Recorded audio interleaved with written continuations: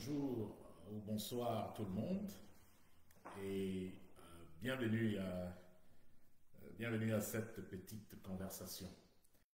Alors nous comprenons que au niveau du Cameroun, quelques blocages ont été engagés par le gouvernement de Yaoundé.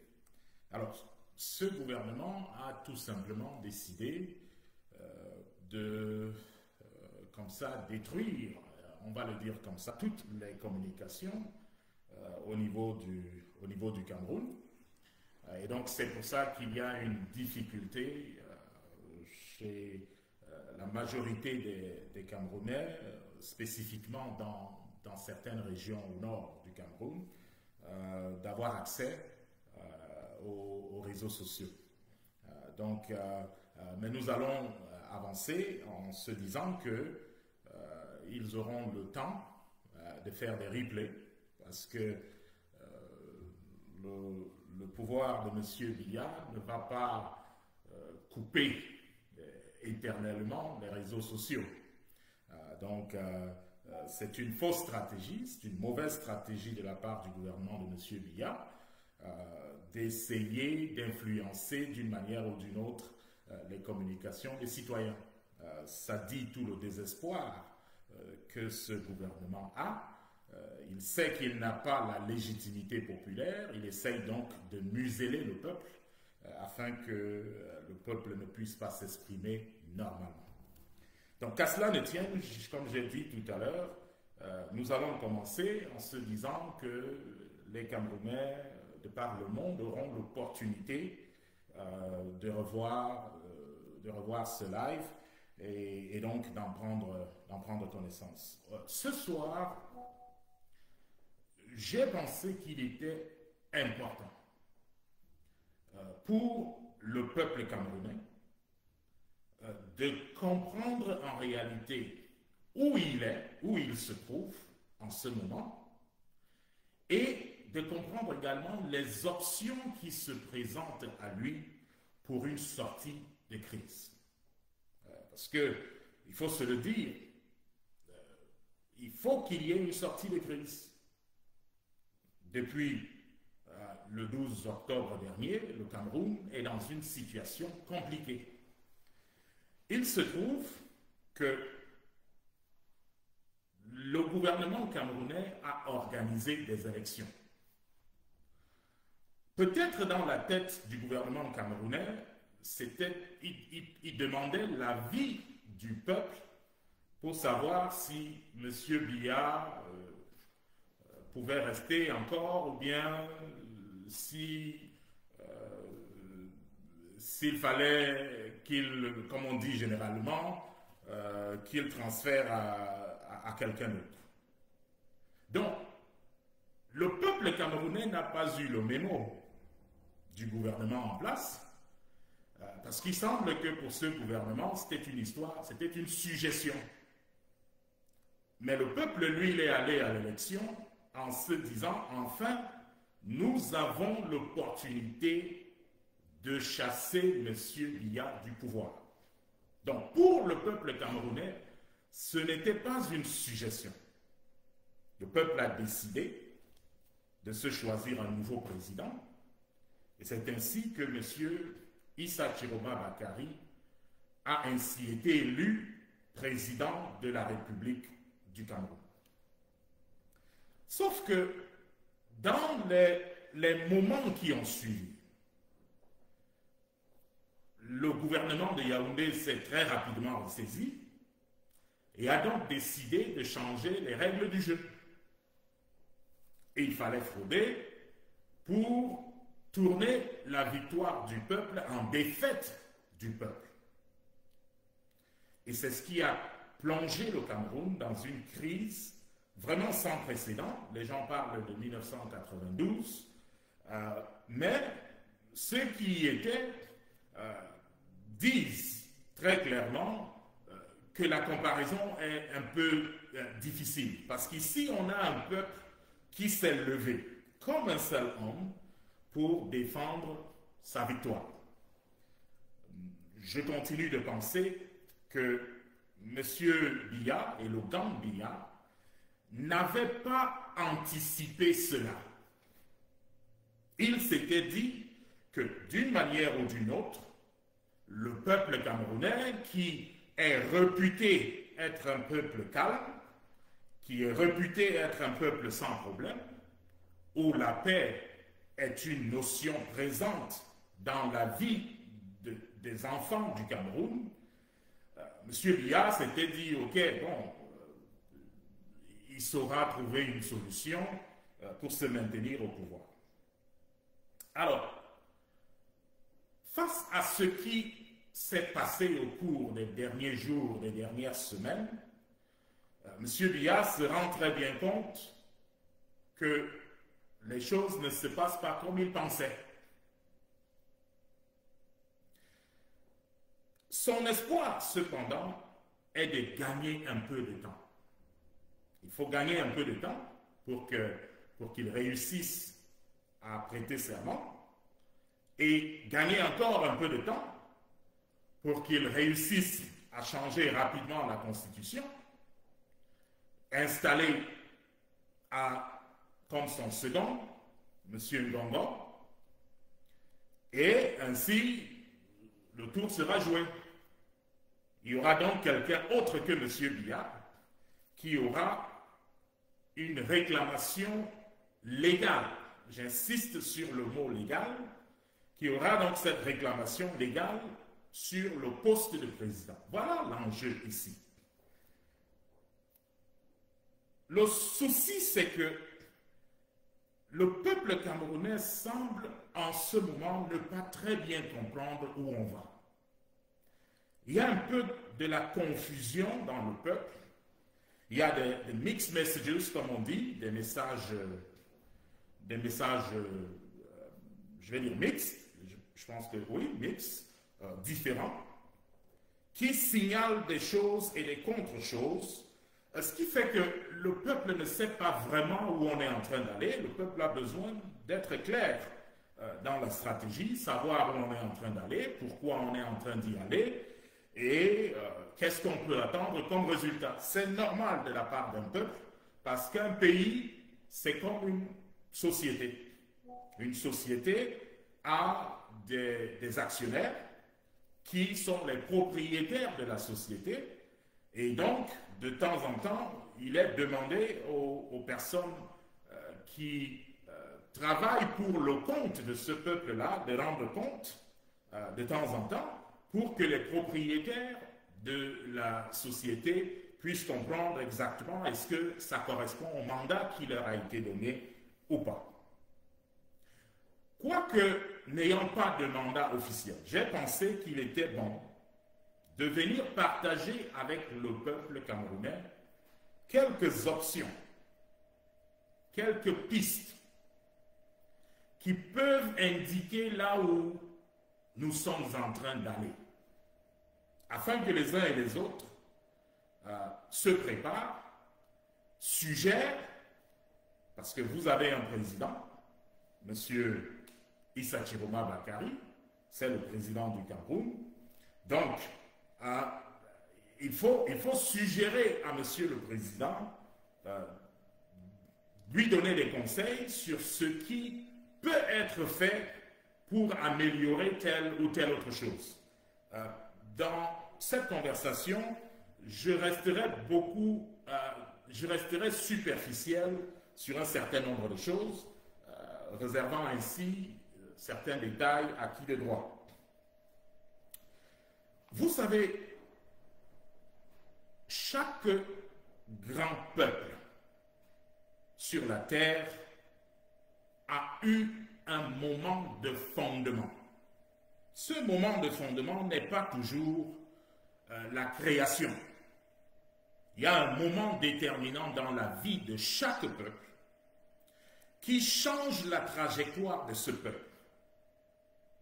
Et les peuples qui ratent ces tournants de leur histoire peuvent attendre un autre 50 ans, voire 100 ans, pour se retrouver dans une position où ils peuvent changer la trajectoire de nouveau. Je prends un exemple simple.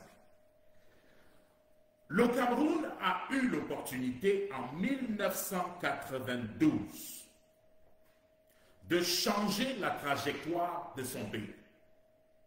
1992, c'était il y a 33 ans. Donc, 33 ans sont passés depuis que le Cameroun a perdu l'opportunité de changer sa trajectoire en 1992. Ça a pris 33 ans pour que la prochaine opportunité se représente. 33 ans. Je voudrais que, ensemble, qu'on pense un peu à cela. Pensons un peu à ça. C'est que la dernière fois où une grosse opportunité s'est présentée pour changer le cours de l'histoire du Cameroun, le Cameroun a raté cette opportunité et il s'en est suivi comme une sorte d'endormissement général de la population. Et le peuple se réveille 33 ans plus tard pour découvrir que, bon, mais qu'est-ce qui s'est passé? C'est que, comme je viens de le dire, il y a des moments dans la vie des individus, il y a des moments dans la vie des communautés, il y a des moments dans la vie d'une nation qu'il ne faut jamais courir l'erreur de manquer. Ça peut être au niveau individuel. Vous pouvez dans votre vie personnelle manquer un tournant de votre vie. Si vous êtes chanceux, si la grâce de Dieu est sur vous, un tel moment vous reviendra des décennies plus tard. Vous n'aurez peut-être plus la même vigueur, vous n'aurez peut-être plus la même capacité de réagir. Et si vous ne comprenez pas que ceci représente un tournant de l'histoire, votre histoire personnelle, l'histoire de votre communauté, l'histoire de votre pays, vous passerez le temps à penser que, bon, voilà, Dieu ne vous a pas visité. Parce que lorsque vous avez reçu cette visite, votre réaction n'a pas été de nature à comprendre le caractère historique pour vous de ce qui se passait. Vous avez laissé passer en vous disant que, bon, demain est un autre jour. Pourtant, cet autre jour devait venir 33 ans plus tard. Donc, lorsque le peuple camerounais a laissé une poignée de personnes, il y a 33 ans, décider du sort de leur nation, ce peuple ne savait pas. Je suis certain que si vous aviez dit aux Camerounais en 1992, au sortir de l'élection présidentielle de 1992, que ça prendrait 33 ans pour se retrouver devant une autre opportunité de faire partir M. Biya, je pense que la majorité absolue des Camerounais n'aurait pas cru. Parce que pour eux, ils auraient pensé qu'un momentum, un mouvement, une lancée a été prise et que cette lancée allait continuer. C'était une erreur fatale. Et il faut craindre que le moment dans lequel nous nous trouvons aujourd'hui ne revienne que dans une trentaine d'années, si jamais le peuple camerounais rate ce tournant. Il y a eu des nations, toutes grandes nations sur la terre, a eu ces moments, ce tournant de son histoire qui a changé les choses, qui a fait basculer les choses d'un côté ou de l'autre, soit dans la grandeur, soit dans la petitesse ou la poubelle de l'histoire. Et l'un de ces moments, la France l'a vécu en 1789, lorsqu'elle commence sa révolution. Les États-Unis ont vécu quelque chose de similaire lorsque le 4 juillet 1776, ils décident de commencer, de déclarer l'indépendance de la Grande-Bretagne.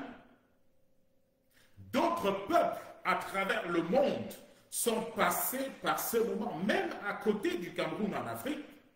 Il y a des peuples, je citerai par exemple le peuple burkinabé, qui a compris le moment historique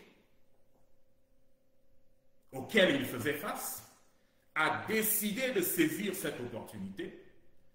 Et le Burkina d'aujourd'hui, après un tout petit temps, on voit bien la différence entre le Burkina d'aujourd'hui et le Burkina d'il y a quelques années seulement. Donc, il ne faut pas que le peuple camerounais rate cette compréhension. Parce que si le Cameroun et les Camerounais perdent de vue le contexte historique dans lequel ils se trouvent, ce sera la catastrophe. Totalement la catastrophe.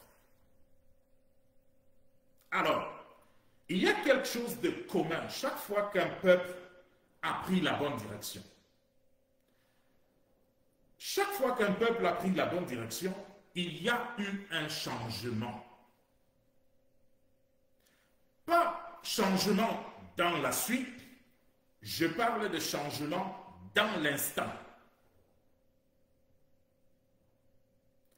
Les changements dans l'instant, c'est que chaque révolution, chaque grand changement nécessite une annulation, je voulais dire termination, mais je ne sais pas si l'expression existe en français, mais il faut une abolition des institutions. Vous ne pouvez pas passer d'une république à une autre république avec les outils de l'ancienne république. Ce n'est pas possible.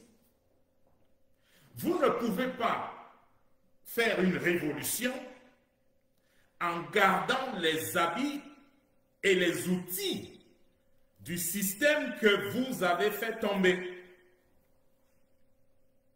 Et quels sont les outils d'une nation? La Constitution est un de ces outils. C'est le document fondateur d'une république. Le gouvernement, les institutions, ce sont des outils utilisés pour faire fonctionner cette république. Donc, quand il y a révolution, il faut comprendre en réalité que la fondation est un moment de création de quelque chose de nouveau. Si on le perd de vue, on ne comprend pas la suite. Et je reviendrai sur ce point précis un peu plus tard. Mais chaque fois qu'il y a eu basculement, changement, transfert de pouvoir, même si ce n'était pas une révolution, il y a eu deux choses majeures. La première chose majeure qu'il doit y avoir pour qu'il y ait transfert de pouvoir, c'est le lieu de résidence du pouvoir. Le pouvoir est acquis. Qui a le pouvoir dans un pays? Si vous ne comprenez pas où se trouve le pouvoir, vous risquez de batailler la mauvaise bataille, vous risquez de lutter le mauvais combat. Parce que c'est la première chose qui détermine le succès, le transfert de pouvoir dans une nation. Il faut donc comprendre où est le pouvoir, qui a le pouvoir. deux cas de figure se présentent. Premier cas de figure, le pouvoir est au peuple. Ça, c'est une démocratie pure. Le pouvoir au peuple, ça veut dire que le pouvoir peut vous donner, le peuple peut vous donner le pouvoir et il vous retire le pouvoir. Le deuxième cas de figure, pour qu'il y ait transfert de pouvoir, c'est que la qualité des gouvernants est un facteur important. Qualité des gouvernants. J'ai regardé une vidéo d'Abdou Diouf lorsqu'il transfère le pouvoir, en tout cas il parle dans cette vidéo de comment le transfert du pouvoir s'est fait de lui à son successeur, Abdoulaye Wade. Et lorsque Abdou Diouf raconte la scène, il n'a pas eu besoin qu'on l'appelle, qu'on arrive à le convaincre, il n'a pas eu besoin de ça. Abdou Diouf dit que à la sortie des élections, il a pris son téléphone, appelé ses collaborateurs, demandé quelles sont les tendances. Les collaborateurs lui disent « c'est mauvais. Monsieur Wade est en train de tout gagner. Nous pensons même qu'il va gagner. » Et avant que ses collaborateurs lui aient fait d'autres suggestions, parce qu'ils étaient prêts à lui dire « mais on peut changer cela ». Donc, malgré le fait que certains de ses collaborateurs avaient l'intention de changer cela, M. Abdou Diouf a dit non, ce n'est pas nécessaire. Il a raccroché. La prochaine personne qu'il a appelée, c'était M. Wade. Pour lui dire, bon voilà, j'ai le retour, que vous avez gagné, et bon, je te félicite pour ta victoire. La qualité des hommes qui dirigent. Donc, deux facteurs principaux peuvent faciliter le transfert de pouvoir. Abdou Diouf était dans une dictature, une sorte de dictature, peut-être une dictature modérée, où le pouvoir était parti du peuple, avait été transféré à lui, et donc il avait tous les pouvoirs dans le Sénégal de ce temps-là. Mais la qualité de la personne, la qualité du dirigeant qu'il était, a permis qu'il y ait transfert de pouvoir. Donc, comme j'ai dit tout à l'heure, le transfert du pouvoir dépend de ces deux piliers. Si vous êtes dans un pays où le pouvoir est effectivement au peuple, le transfert est naturel. Dès que le peuple a décidé, ça se fait. Mais si vous êtes dans l'un des pays africains où le peuple n'a pas toujours le pouvoir, quoiqu'il devrait avoir le pouvoir, vous dépendez maintenant de la qualité des dirigeants.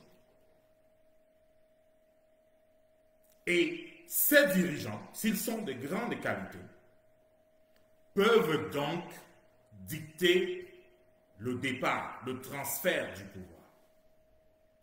Le souci avec le Cameroun aujourd'hui, c'est que, numéro un, le pouvoir effectif a été arraché au peuple, ce qui fait du Cameroun une dictature pure et simple. Mais, malgré le fait qu'il y a un deuxième espoir qui se reporte maintenant sur la qualité des personnes et qui peut donc sauver le Cameroun, la réalité est que le Cameroun manque de qualité dans les personnes qui conduisent le Cameroun. C'est là le problème du Cameroun. Et beaucoup ne savent pas pourquoi la népalisation qui a commencé n'est pas allée comme dans les autres pays. On a vu au Népal, on a vu un peuple se lever, une armée respectueuse qui a refusé de tirer sur son peuple, et la népalisation a eu lieu. On a vu à Madagascar, mis à part un petit mouvement des personnes zélées ici et là, mais le peuple de Madagascar, le peuple malgache, a eu gain de cause parce que le leader de ce pays, à un moment donné, a pris une décision. C'est que, qu'est-ce que je vais faire? Est-ce que je tue mon peuple ou alors je ne le fais pas? Ce sont des choses dont le Cameroun ne bénéficie pas.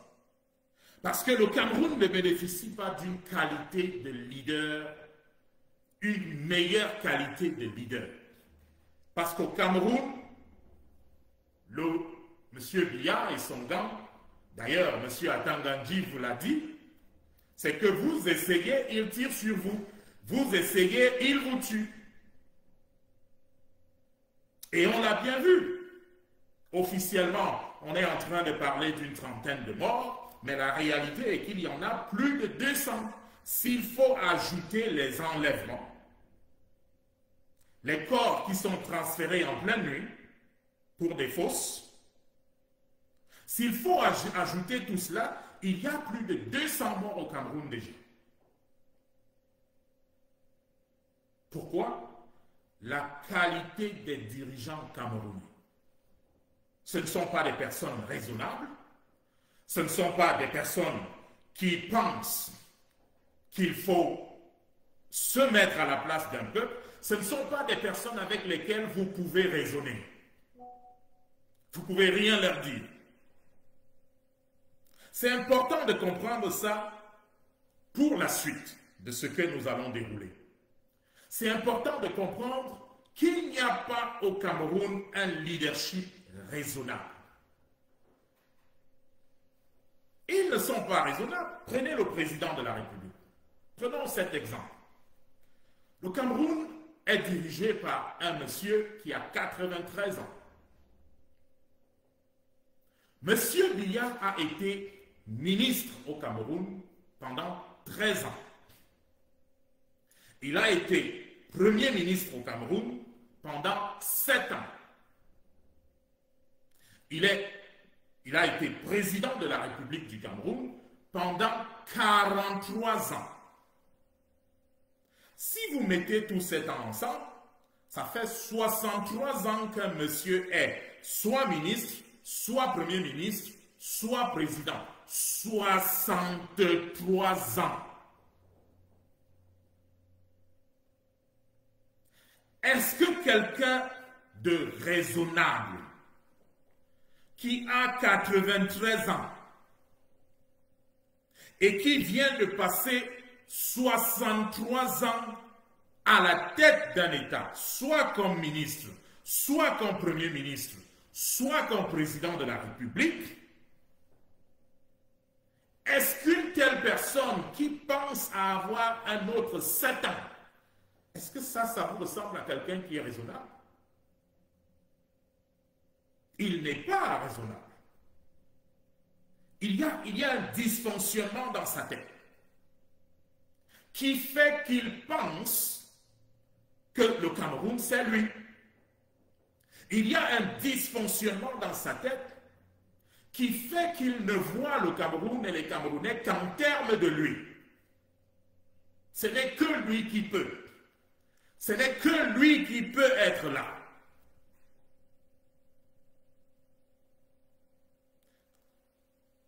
Il y a un dysfonctionnement psychologique. Donc, quand vous traitez avec le Cameroun, ne vous dites jamais que vous avez en face des personnes normales. Non seulement M. Biya n'est pas raisonnable, il n'est pas normal, Prenons le cas de son épouse. Son épouse, le chiffre, le nombre, l'âge exact, en tout cas, il doit être entre 54 et 56 ans. Alors, vous venez de faire 31 ans, première dame. Vous décidez de vous prendre comme amant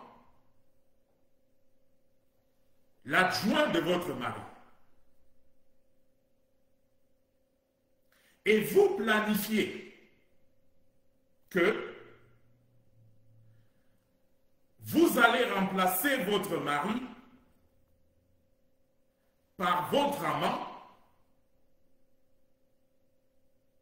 qui est par ailleurs votre beau-frère.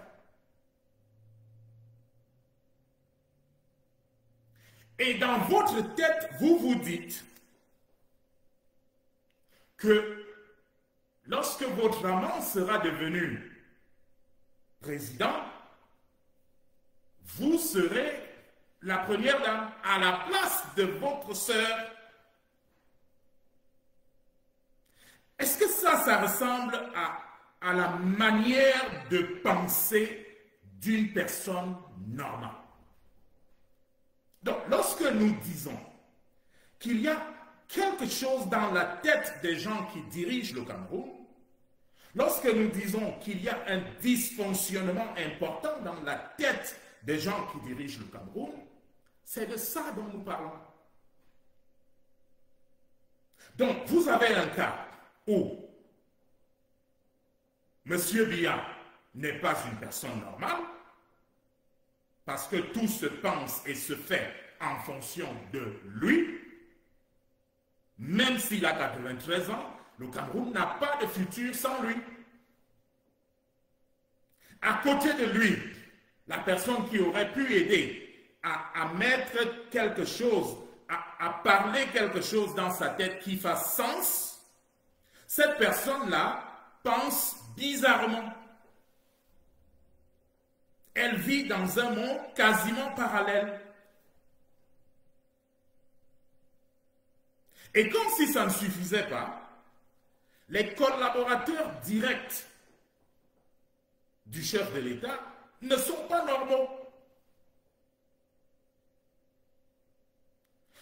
Ils ne sont pas normaux à cause de la manière de penser. Moi, j'ai vu d'autres personnes à côté du président. J'ai vu un monsieur comme Belinga Eboutou à côté du chef de l'État.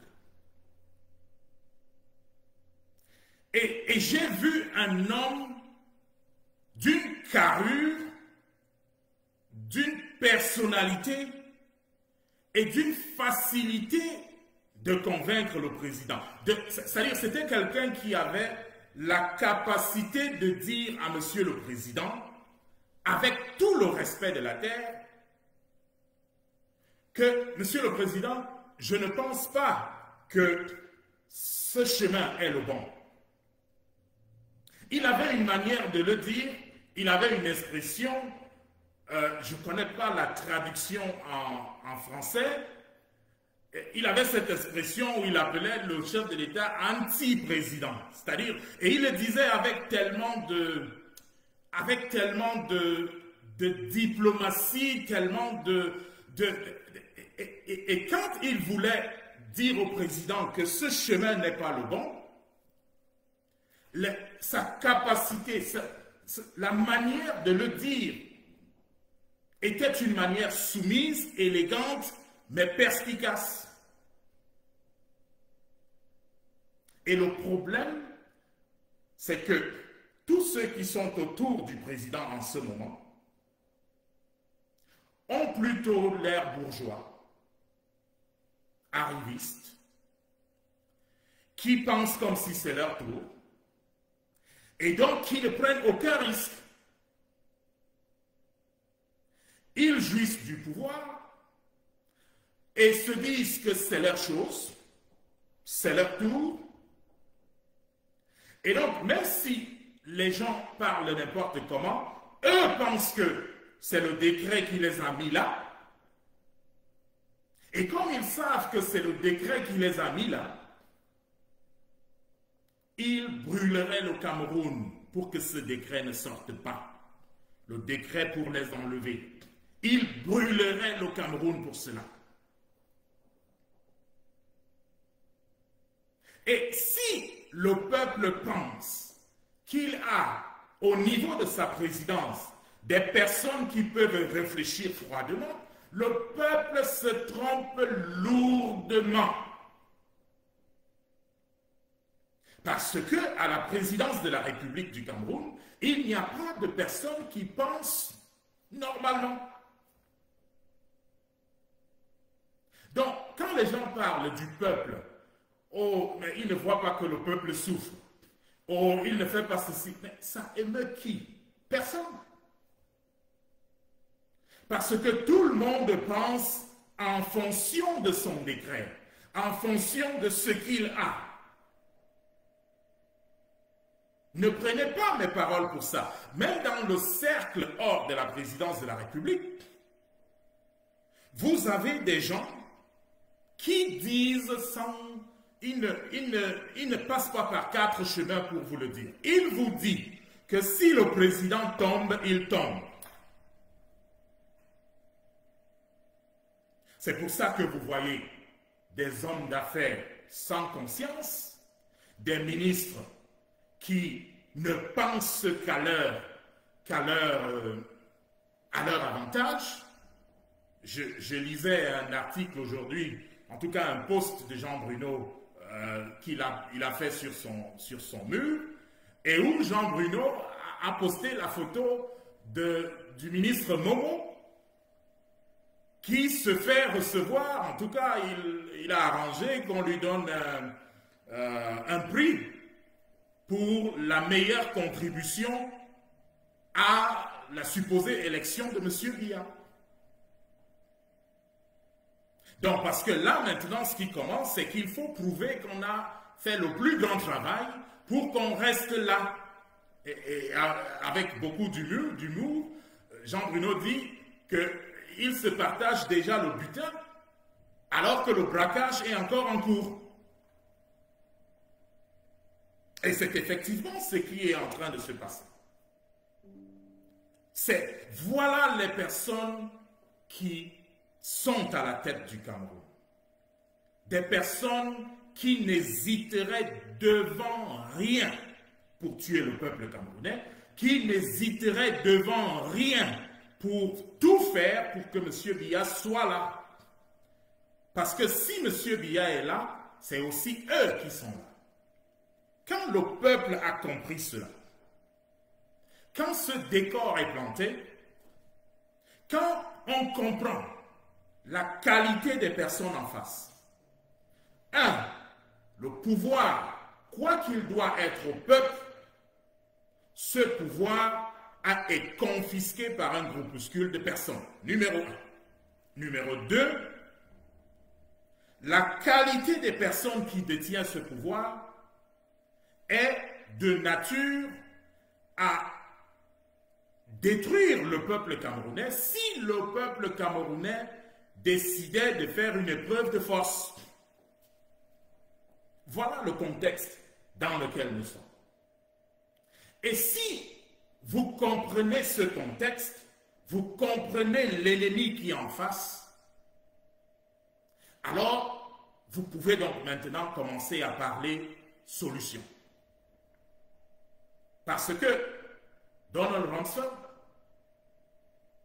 un monsieur pour qui j'ai énormément de respect, l'ancien secrétaire d'État au département de la guerre, maintenant ce département, en tout cas à l'époque, ce département était le département de la défense, et Donald Rumsfeld dit, et il a dit, il y a longtemps, a continué de le dire, qu'on ne part pas en guerre avec l'armée dont on rêve,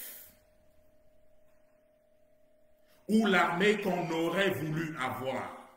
On va en guerre avec l'armée qu'on a. Donc, voilà le contexte au Cameroun. Le peuple camerounais se retrouve dans une situation compliquée. En face de ce peuple, il y a des gens qui ne sont pas des personnes normales, mais qui détiennent le pouvoir, qui sont prêts à lutter jusqu'au bout pour que ce pouvoir reste entre leurs mains. Quand vous savez ça, vous ne pouvez pas risquer de commencer une conversation où vous dites « on ne va pas arriver ici, on ne veut pas arriver là ». Parce que la minute où vous vous donnez des limites, ces limites deviennent votre chute. Parce que l'adversaire va comprendre vos limites, il sait que vous ne pouvez pas arriver là-bas,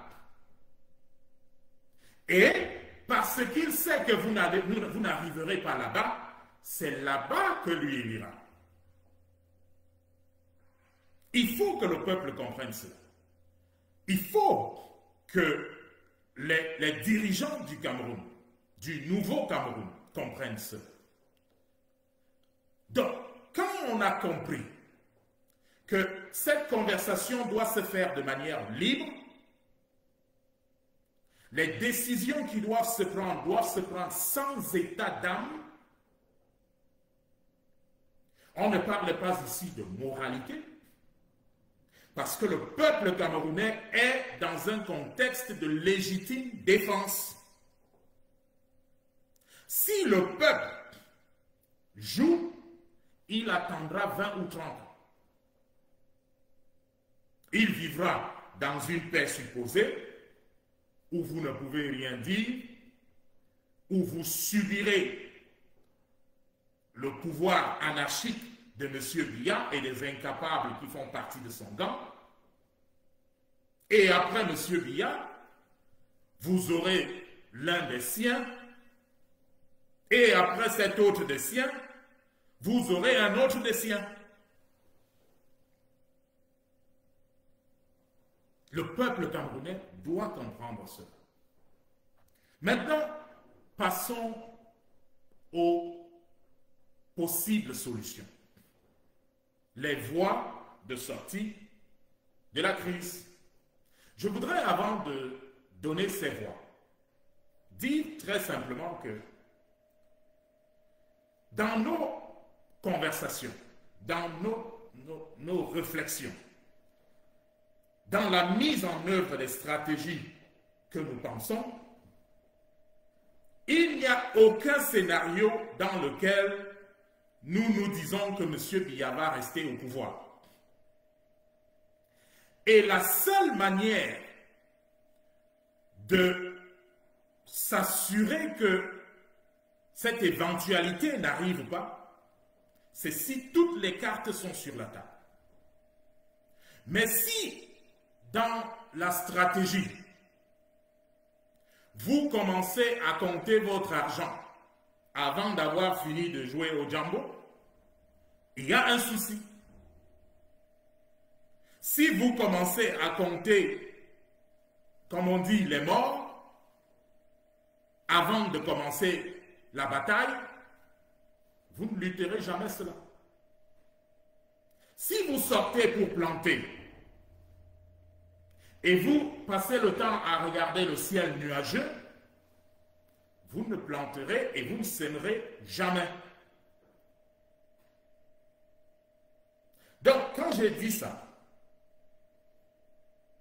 ça veut dire que des trois voies que je vais présenter ici, il n'y a pas une voie qui conduit à un président Biya qui reste là. Donc, si dans la tête des gens, c'est que, bon, il faut que M. Biya reste là, ça, ce n'est pas pour vous. Donc, la première voie qui peut être utilisée, c'est la voie populaire. Cette voie populaire, la deuxième voie, je vais revenir en détail sur la première voie. La deuxième voie, c'est la voie militaire. La troisième voie, c'est la voie diplomatique. Chacune de ces voies a ses avantages et ses inconvénients. Aucune de ces voies n'a que les avantages, aucune. C'est pour ça qu'il est important, j'ai dit tout à l'heure, qu'il est important de garder toutes les cartes sur la table. Qu'on ne dise pas, on ne va pas arriver ici. Parce que la minute où vous dites, vous n'allez pas arriver ici, vous tirez une balle au pied.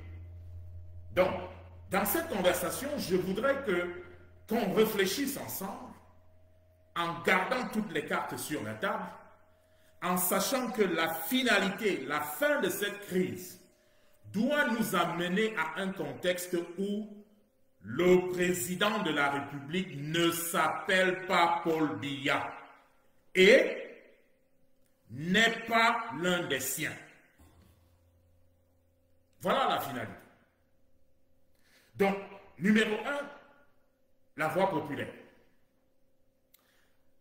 Vous voyez, et je l'ai mentionné tout à l'heure, que la voix populaire, qu'on appellerait encore népalisation, c'est là où le peuple décide de marcher, d'aller là où il veut, parce que le peuple est le patron d'un pays. Donc le peuple peut aller partout. Le peuple peut dire « je vais à Etoudi ». Le peuple peut dire « je m'en vais enlever M. Biya ». C'est le droit du peuple. Mais ce pouvoir du peuple a été enlevé des mains du peuple, confisqué par un groupuscule qui est prêt à utiliser tous les moyens en sa possession pour détruire le peuple camerounais. Ça veut dire que si le peuple sort, il faut s'attendre à ce qu'on tire sur le peuple. Alors, le peuple, naturellement, va reculer. Et si le peuple recule, le peuple cède le pouvoir à ceux qui oppressent le peuple. Ça, c'est la première voie. La solution ici, si on veut utiliser cette voie, c'est qu'il faut trouver des moyens de défense au peuple. Aussi simple que cela. Je sais que l'idée, beaucoup de personnes ne l'aiment pas. Nous avons proposé qu'on équipe des groupes d'autodéfense dans tous les quartiers de la République, qu'on ait des groupes d'autodéfense, des personnes qui seront armées, mais on ne donne pas des armes seulement aux gens comme ça. Il y a un processus. En réalité, ces personnes-là doivent faire partie d'un programme clair. En Côte d'Ivoire, le souci a été que la démilitarisation n'a pas été facile parce qu'il n'y avait pas un plan de carrière. Alors, si quelqu'un à qui vous donnez une arme est entraîné, les armes qui seront données, ce sont des armes en 30 minutes, vous savez comment elles fonctionnent et puis vous pouvez travailler avec ces armes normalement. Donc, le côté entraînement n'est pas un souci. Il n'y a donc pas besoin d'aller avoir un territoire pour entraîner quelqu'un. L'entraînement peut se faire dans le quartier même, où on vous montre, voici comment ça fonctionne, essayez une, deux fois, vous comprenez très rapidement comment ça fonctionne, et lorsque vous avez compris comment ça fonctionne, c'est parti. Mais il faut prendre beaucoup de précautions. Les précautions qui doivent être prises, ce sont des précautions très claires. Numéro 1, les personnes qui seront choisies pour cela doivent avoir un plan de carrière. C'est-à-dire que vous êtes recruté par l'État du Cameroun. Et quand je parle de l'État du Cameroun, je parle de l'État du Cameroun dirigé par le président de la République, son Excellence Issa Chiroma Bakary. Donc, la proposition que nous faisons à Monsieur le Président, c'est, numéro 1, qu'il ordonne le recrutement au service militaire. En recrutant des jeunes Camerounais au service militaire, le recrutement est pour 5 ans au minimum. Ça veut dire quoi? Ça veut dire que la personne qui reçoit un training rapide, ce training rapide, je vous ai dit qu'en 30 minutes, on a terminé tout ça. C'est vraiment des facilités d'emploi extraordinaires. Donc, cette personne reçoit un training en 30 minutes, c'est terminé, c'est bon. Mais avant d'arriver là, la personne, on a enregistré la personne dans le fichier, les empreintes, l'identité, le training et tout ça a déjà été pris en compte. On a fait une enquête de moralité pour se rassurer que la personne à qui cette arme est donnée est une personne de bonne moralité et qui n'a pas d'antécédent. Quand on s'est rassuré de cela, alors cette personne a un plan de carrière. On pourrait par exemple dire, bon voilà, vous allez être recruté pour 5 ans au minimum, vous ferez partie de l'armée camerounaise, vous aurez un salaire de temps, et une fois que la crise sera passée, vous serez formé dans le domaine de votre choix. Ça veut dire que vous voulez être médecin, l'armée va payer vos études jusqu'à ce que vous finissiez votre diplôme de médecin. Vous voulez être ingénieur, l'armée va payer cela, l'État va payer cela jusqu'à ce que vous finissiez votre programme de formation. Donc, quel que soit le domaine dans lequel vous voulez vous former, cette formation devient une garantie. Vous avez un salaire qui devient une garantie. Et pendant que vous êtes là, si votre option est de rester dans l'armée, vous recevez donc une formation militaire en bonne et due forme, c'est-à-dire pleine. Lorsque vous avez fini votre programme, vous avez le choix, vous restez pendant tout ce temps, vous êtes payé par l'État, vous pouvez être appelé à tout moment, parce que vous êtes dans une sorte de réserve, et à la fin de votre formation, un capital vous est donné pour vous permettre de vous lancer dans le domaine dans lequel vous vous serez entraîné. Ça fait donc que le premier acte d'emploi de M. le Président devient le recrutement de 400 000 jeunes Camerounais dans l'armée camerounaise. Si cela est fait comme ça, et les personnes qui sont recrutées entreront dans l'armée camerounaise, pas simplement pour quelque chose qui va durer 3 semaines ou 1 mois.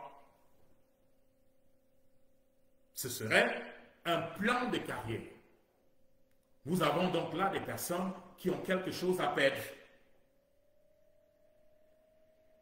Donc, ça, c'est la première option. L'avantage de cette option est que désormais, l'armée qui reste du côté du régime Biya ne pourra plus oser entrer dans les quartiers chercher des gens pour les exécuter. N'osera plus tirer sur le peuple parce qu'il sait que ce peuple peut tirer sur eux. Il y aura donc équilibre des forces. Et quelqu'un qui pense qu'il est plus fort que vous, vous ne pouvez rien lui dire. Vous devez seulement compter sur la bonté de son cœur. Parce que, mis à part cela, vous n'avez plus aucun moyen de pression sur lui. Il faut donc rééquilibrer la terreur, de sorte que l'armée qui restera fidèle à M. Biya et je pense que cette armée tournera autour de 30 000 hommes, parce que le reste ira au président Chiroma, cette armée ne pensera même pas à lutter. Parce qu'elle sait qu'en face, il y a 400 000 personnes, plus les gars de l'ancienne armée. On est autour de 470 000 personnes. Ainsi, quand les rapports de force seront changés, personne ne parlera plus de bataille. Personne. Même ceux qui restent fidèles à M. Biya ne commenceront pas la conversation de la bataille. Parce qu'ils sauront que s'ils parlent ce langage, c'est terminé pour eux. Voilà l'avantage de cela. C'est ça l'avantage de changer le rapport de force entre M. Biya et le peuple camerounais. Ainsi, le peuple camerounais pourra donc clairement marcher pour accomplir son objectif qui est d'aller déloger M. Biya d'Etoudi et d'y installer le président Chiroma. Le gros désavantage de cette option est dans la qualité du vetting, je ne sais pas vetting en français, la qualité du background check, bon, la qualité de... j'ai dit le mot tout à l'heure, c'est qu'il m'échappe. Bon, en tout cas, c'est ce que je veux dire, la qualité, quand on cherche les candidats, c'est-à-dire quand on recherche les candidats pour voir s'ils ont des antécédents. J'oublie ce mot-là en français.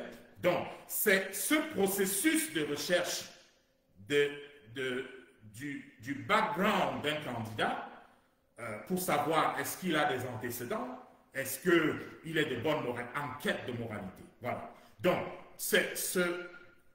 la grosse faiblesse de cette option, c'est si les enquêtes de moralité ne sont pas pleines. Il faudra donc une expertise particulière. Donc, ça, c'est la voie populaire.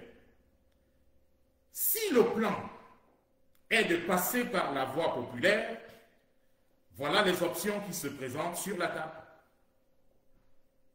Et le peuple ne devrait pas avoir peur d'avoir cette conversation, parce qu'en réalité, ça c'est le chemin le plus rapide pour résoudre cette situation. Option numéro 1. Deuxième option, c'est la voie militaire. La voie militaire est la voie où on souhaite que l'armée camerounaise, en tout cas une partie de l'armée camerounaise, se désolidarise de M.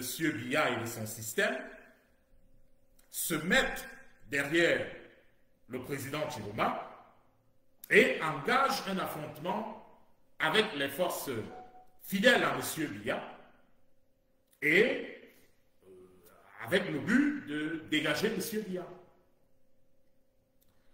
L'une des plus grandes faiblesses de ce... En tout cas, je vais commencer par les forces de cette approche. L'une des forces majeures de cette approche, c'est qu'en théorie, elle diminue les pertes humaines. Elle diminue les pertes humaines. Donc, c'est un avantage certain. Une armée marche contre une autre armée et à la fin de la bataille, l'armée qui a gagné installe le nouveau président. Donc, ça reste donc une histoire militaire. Ça, c'est la première variante de l'option militaire. La deuxième variante de l'option militaire, je ne veux pas en parler parce que c'est une phase c'est une phase des experts, donc je ne voudrais pas en parler maintenant. Donc, je veux rester dans l'option militaire, je veux dire militaire populaire. Donc, cette option militaire populaire, donc c'est ça, une armée qui va contre une autre armée et qui enlève donc M. Biya. Le problème avec cette approche, c'est que M. Biya a tellement corrompu le Cameroun que ce serait un risque important de penser que tout ce qui vient de l'armée fidèle à M. Biya viennent pour la cause. Ce serait risqué de le penser. Je le dis pour la simple raison que nous avons parlé avec quelques... Ça, je peux le dire, puisqu'on a déjà conclu avec... on a déjà mis 2 de ces personnes hors, donc nous ne parlons plus avec ces personnes, mais je peux vous dire ici que nous avons engagé quelques conversations avec certains membres de cette armée.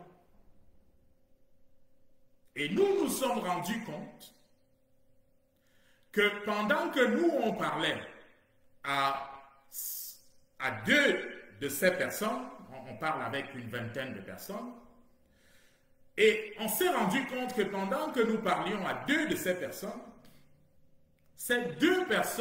nous parlaient et rendaient compte. En réalité, nous étions devenus un peu comme un cas d'école, comme un...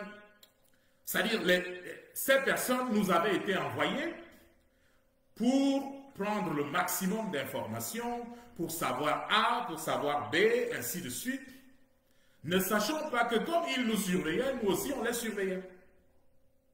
On découvre donc plus tard que, en réalité, on l'a découvert 2-3 jours plus tard, qu'en réalité, ces personnes travaillaient pour la faction fidèle à M. Biya.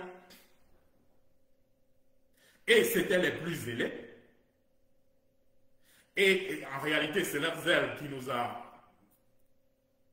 a un peu inquiétés, parce qu'au moment où on voulait approfondir la conversation, on s'est dit, bon voilà, il faut quand même qu'on regarde de très près. Et là, on découvre que les personnes, en réalité, sont undercover et viennent pour nous, pour informer leurs dirigeants. On s'est aussi rendu compte que de la vingtaine de personnes avec lesquelles on parlait, il y a au moins 6 de ces personnes, en plus des 2. Il y a 6 de ces personnes qui sont dans une situation financière qui n'est pas bonne. Et que ces personnes seraient prêtes à accepter un certain nombre de choses si jamais cela leur était proposé.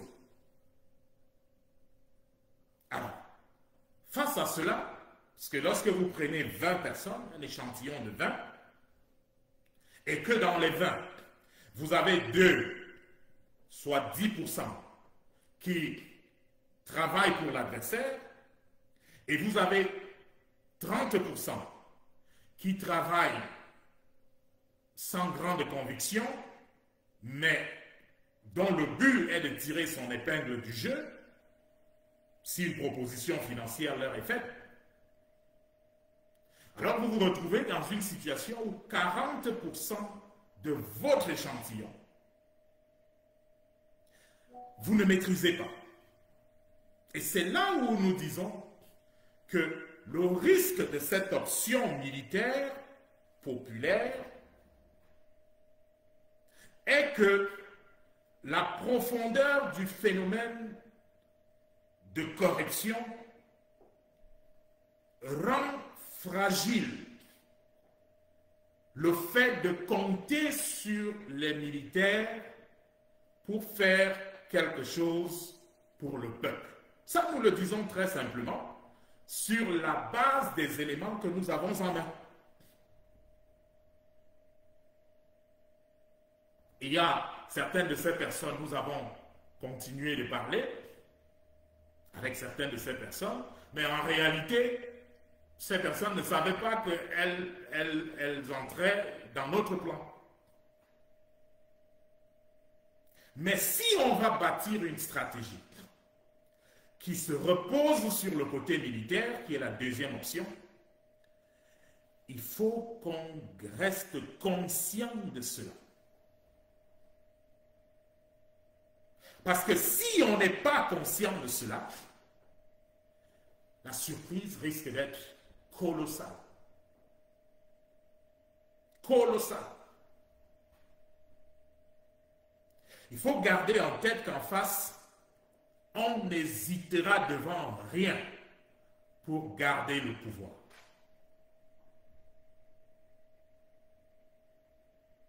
Donc, l'option militaire populaire, et quand je dis militaire populaire, donc là, je préfère dire encore, la première variante de l'option militaire est une option fragile. Ce serait la meilleure option si l'échantillon dans l'armée était un bon échantillon de personnes fidèles à l'appel, c'est-à-dire des personnes qui ont voté pour le changement, des personnes qui veulent le changement, des personnes engagées au changement. Mais comment vous faites l'enquête de moralité de quelqu'un sur la base de son vote? Vous comprenez que ça devient un peu compliqué. Vous ne pouvez que croire ce que la personne vous dit. Mais lorsque vous voulez recruter quelqu'un, alors, vous devez considérer ce risque. Donc, soit vous faites une enquête de moralité sérieuse pour arriver à une conclusion, mais mon problème ici n'est pas les 10% qui travaillent pour le camp adverse. Ce n'est pas ça le problème. Le problème, ce sont les 30% qui ont de bons motifs, mais qui sont d'une fragilité importante. C'est pour ça que vous ne pouvez pas prédire. Pour contourner cet événement, il faut avoir de l'argent en réserve pour gérer ceux qui rejoignent le camp beaucoup plus rapidement. Donc, je ne vais pas entrer dans ce détail-là maintenant. C'est une conversation à avoir avec qui de droit.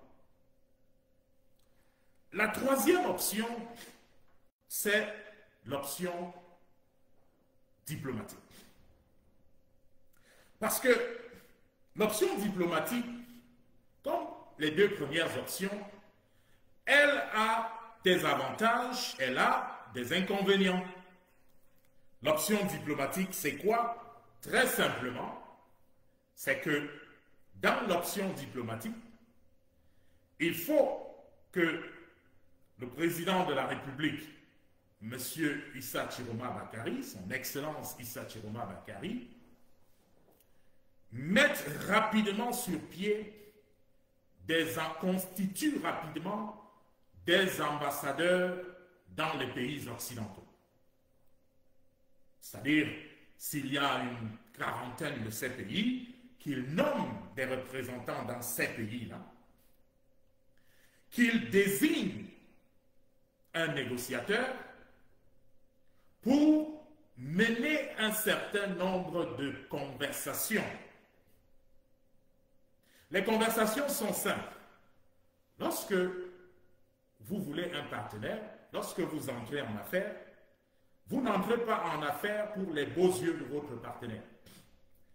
Si vous entrez dans une affaire parce que vous aimez la personne qui est votre partenaire, l'affaire va échouer. Aussi simple que ça. Il faut donc que l'affaire elle-même ait du mérite. Ça veut dire que chaque partenaire dans une affaire doit gagner quelque chose, doit savoir ce qu'il gagne. Donc, la mise en œuvre de cette quarantaine d'ambassadeurs dans les pays occidentaux et la désignation d'un négociateur pour mener ces négociations au nom du président de la République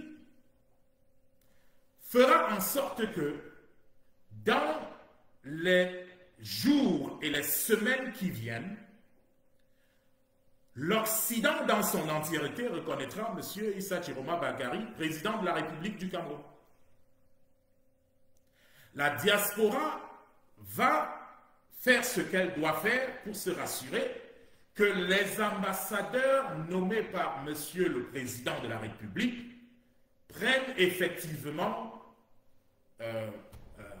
bureau dans les résidences des ambassadeurs et dans les bureaux des ambassadeurs. Aussi simple que cela. Le travail de ces ambassadeurs, il n'y aura pas d'autres travaux autres que communiquer tous les jours avec le pays d'accueil pour rendre compte de la situation sur le terrain. Ce sera vraiment minute après minute informer les pays occidentaux de la situation sur le terrain. S'il y a une violation des droits de l'homme, elle est documentée, elle est transmise. Ça, c'est le premier volet de cela. Le deuxième volet de cela, le niveau de la négociation, ce sera de faire accepter à ces partenaires internationaux des partenariats. Les partenariats, très simplement, c'est que il faut que chacun de ces pays sache ce qu'il gagne avec le Cameroun. Et nous pensons que ça, c'est une tâche très facile. Très facile de démontrer à la France, aux États-Unis, au Royaume-Uni, à l'Allemagne, à la Belgique, à l'Italie, aux États-Unis, au Canada, ainsi de suite, démontrer très clairement que un peuple camerounais libre, un Cameroun de justice, est un Cameroun dans lequel même vos entreprises vont prospérer. Parce que la concurrence, le terrain sera plat pour tout le monde. Il n'y aura plus de corruption. Vos investissements au Cameroun seront en sécurité parce que la justice affermit une nation. Nous pensons que nous sommes capables de convaincre ces pays-là à se ranger de manière officielle derrière le président de la République du Cameroun. Le deuxième volet de cela sera d'attaquer l'aide. Le Cameroun vit de près et le Cameroun vit d'appui. Le FMI apporte un appui. Si les États-Unis reconnaissent M. Chiroma comme président, le FMI reconnaîtra M. Chiroma comme président. La Banque mondiale le fera. Qu'est-ce que cela veut dire? C'est la redirection des ressources financières au niveau du FMI, au niveau de la Banque mondiale, au niveau des bailleurs de fonds à l'international. Tous ces fonds seront redirigés vers Garoua. Garoua devenant donc temporairement la capitale du Cameroun, en attendant que les occupants soient chassés du pouvoir. Si cela est fait comme cela, où le président Chiroma peut payer les salaires et M. Biya ne peut pas payer les salaires, même les fonctionnaires eux-mêmes choisiront très vite leur camp.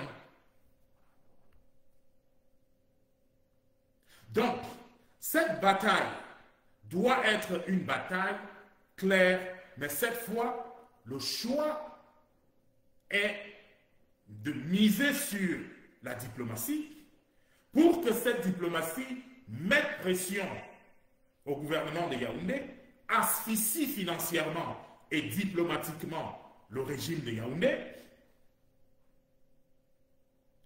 Mais pour y arriver, ça ne va pas se passer en un jour. Donc, ça, ce sera parti pour une crise qui durera dans les 3 à 6 mois qui viennent. Parce que l'État du Cameroun n'a pas d'argent pour payer les salaires pendant 6 mois. L'État du Cameroun n'a pas cet argent. Le Trésor du Cameroun n'a pas 6 mois de salaire de réserve. Et c'est ça la bonne nouvelle. Et c'est en cela que je propose que le principe des villes mortes soit maintenu, que pendant le temps, pendant que le volet diplomatique est en train de travailler, que la capacité du gouvernement qui restera, le gouvernement rebelle, qui restera avec M. Biya, qu'il n'ait pas la capacité de collecter les fonds publics. C'est pour ça que dans ces régions-là, il faudra encourager les populations aux villes mortes, pendant que ça marche ailleurs. Une telle stratégie aura le mérite de diminuer les morts. Ça prendra un peu plus de temps, mais ça aura un résultat certain. Et ce résultat, c'est que M. Biya sera chassé du pouvoir dans les 6 mois qui viennent. Évidemment, quand on parle de manière pratique, une de ces pratiques sera de couper le Cameroun en deux. Ce sera le Cameroun, mais pour des besoins de la cause, il faudra rendre effectif cette coupure. Pendant ce temps, le littoral, l'ouest et le Nozo vont faire ce qui doit être fait de ce côté, et il n'est pas exclu qu'il y ait une coupure de ce côté également, pour qu'il y ait la région du Nozo, littoral et l'ouest, plus le nord, plus l'extrême nord et la Damawa, qui formerait donc cette zone libre, et ceux qui veulent occuper Yaoundé resteront donc à Yaoundé. Donc, voilà les options que nous avons pensé étaient nécessaires aujourd'hui. Lorsque j'ai parlé de certaines de ces options, il y a des gens qui m'ont dit, bon voilà, on ne veut pas d'étrangers, on ne veut pas, on veut régler notre affaire à l'intérieur. Mais ce que beaucoup de personnes oublient, c'est que, vous voyez les États-Unis d'Amérique. Les États-Unis d'Amérique ne se seraient jamais libérés sans l'aide de la France. Parce que lorsque les États-Unis déclarent leur indépendance, le 4 juillet 1776, ils ne sont pas indépendants. Il faut lutter pour cette indépendance. Parce que cette indépendance deviendra officielle 8 ans plus tard. 7 ou 8 ans plus tard, en 1783. Mais il y a un élément dont on ne parle pas beaucoup. C'est que la bataille se passe de 1776, elle continue jusqu'en 1783, mais en 1781, la France décide de venir aider les États-Unis à se libérer de l'Angleterre. En 1781. Et pendant 2 ans, la France lutte aux côtés des États-Unis, parce qu'à ce moment, la première puissance du monde, c'était l'Angleterre. Donc la France lutte aux côtés des États-Unis pendant 2 ans pour libérer les États-Unis. Et c'est ce qui a abouti, même le traité de Paris, le traité qui a été signé pour entériner la libération des États-Unis. Ce traité n'a pas été signé aux États-Unis. Ce traité a été signé le 3 septembre 1783 à Paris. Donc, le traité qui libérait officiellement les États-Unis a été signé à Paris. Bon, maintenant, est-ce que ce fait a empêché que les États-Unis deviennent la première puissance de la Terre? Non. C'est la qualité des hommes qui détermine le succès d'une nation. La qualité du système qu'on met en place détermine le devenir d'une nation. Donc, qu'on ne vous casse plus la tête avec ces histoires où on va vous dire, bon voilà, les gens vont venir nous exploiter, ils vont faire cela, ils vont faire ceci. Ce n'est pas de ça dont il s'agit. J'ai même vu où des gens parlent des accords coloniaux avec que M. Biya aurait annulé. Quels accords? Quels accords? Qu'ils vous disent un seul accord qui a été annulé par M. Biya. Un seul que M. Biya a annulé. Un seul. Parce qu'il n'y en a pas. Des gens s'asseyent dans des laboratoires, pensent des histoires pour tromper le peuple, et parce que le régime Biya a toujours fonctionné soit sur le tribalisme, soit sur le rejet des étrangers. Parce qu'ils savent qu'ils n'ont rien de pratique à proposer. Ils n'ont rien de bon à proposer au peuple. Alors, pour rester au pouvoir, il faut qu'ils montent des gens contre les autres. Qu'on monte les Bétis contre les Bamileke. Qu'on monte les nordistes contre les sudistes. Qu'on monte ceux de l'Est contre ceux de l'Ouest. Parce que c'est ça qui leur permet de rester au pouvoir. Et quand ils n'arrivent pas à monter des gens dans la communauté nationale, ils se disent, bon voilà, il faut monter les Camerounais contre la France, il faut monter les Camerounais contre les États-Unis, ainsi de suite, ainsi de suite. Ça vaut rien. Aucun peuple ne peut se développer en autarcie. La Bible enseigne que frappez, demandez, on vous donnera. Frappez, on vous ouvrira. Le Cameroun est dans une situation où le Cameroun a besoin d'aide. Parce que si on laisse le peuple camerounais seul devant les tyrans d'Etoudi, ils feront ce qu'ils savent faire de mieux, et ça, c'est détruire le peuple. Donc, voilà ce que je voulais discuter aujourd'hui. Je l'ai fait parce que je voudrais que ce soit clair pour tout le monde et que ce ne soit pas surprenant lorsque une idée est avancée ou une autre et que les gens ne se disent pas, bon voilà, c'est la confusion, ainsi de suite. C'est pour ça que j'ai veillé à présenter ces trois options, présenter les avantages et les inconvénients de chaque option. Et maintenant, nous allons faire ce qui est possible pour voir dans quel contexte nous allons travailler avec Monsieur le Président de la République pour que cela se passe. Mais quel que soit le contexte, quel que soit le choix de Monsieur le Président, nous allons supporter le choix de Monsieur le Président parce que lui, il a une vue générale. Nous ne pouvons que proposer et il prendra la décision. Merci tout le monde, merci d'être venu.